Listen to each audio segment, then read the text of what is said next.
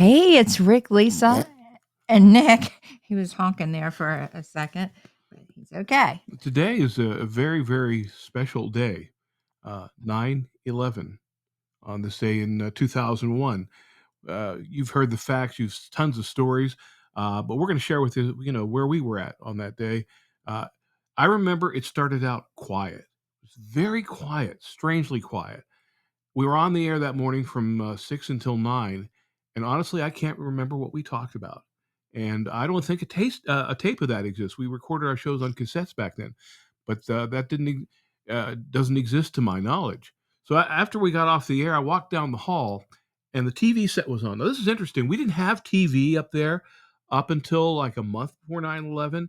New owner said, "What can we do to help you upgrade?" Back then, TV is where everybody got their news. The internet was there, Right. but not like that. And you're talking about the radio station Yeah, for I'm talking those who, about yeah. WIKZ. Right. So I'm walking down the hall and I see this plane hanging out the side of a skyscraper, and I thought it was something that wasn't real. Right. And then I was standing there when the second one hit. Oh. We went off the air, but we quickly went back on. Yeah, we did. And same thing. We were just going to finish on air and I was going to the bathroom and I went out in the receptionist to hand in winner's sheets because we weren't computerized then. And she goes, somebody just flew into the World Trade Center. And I'm like, oh, probably some, drunk pilot or something. Yeah, I it thought it was was a small surreal, plane or very something. Yeah. surreal. And then when I came back up from the bathroom, well, of course, we knew what happened. And then we went back on air. A very emotional day, very draining. I remember the next couple of weeks, just kind of any information that you would get, especially like newspapers, immediately outdated, and just the quiet because there were no planes except the fighter jets going overhead in our area. Now, fortunately, back then, most radio stations were staffed all the time.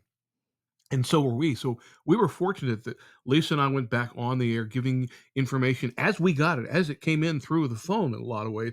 And Lisa Klein would be was the news director, and, Right. and she would relieve us. So we had nonstop local coverage, which I, was just absolutely I don't know amazing. how that would be handled today because most shows record their stuff, the Yeah.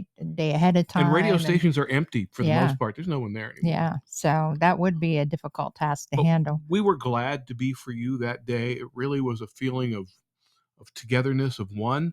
And so we want to hear where you were that day, right? Yeah, let us know in the comments where you were. I know as time goes on, a lot of you watching were like elementary school or younger. I know Jonathan was, but you still remember the sequence of what happened, whether you knew about it or maybe you were protected from knowing about it. I don't like seeing the images on TV anymore. I mean, it just, yeah. Well, when the plane hit the World Trade Center, I was shocked. When it hit Washington, I was astounded. But when it hit Shanksville, that was a little close to home. Yeah. See you again soon, Rick and Lisa. Same bat time, same bat channel.